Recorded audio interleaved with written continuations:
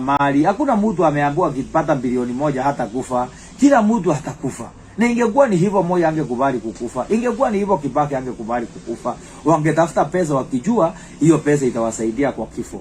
Kwa hivyo ningetaka kusema yoyote anapora hata pesa ya wagonjwa, yoyote anafanya, Mungu atampiga kiboko. Na tuombeni Mungu atusaidie na atusamee mambo yetu yote na tuongoze hii Kenya. Kila mmoja hajipike kwa hii Kenya.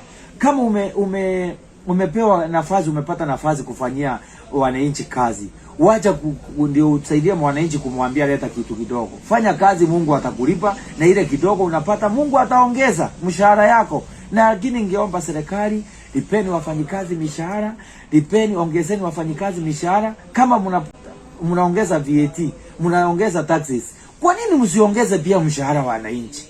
Tunaona president wakati ulihudhuria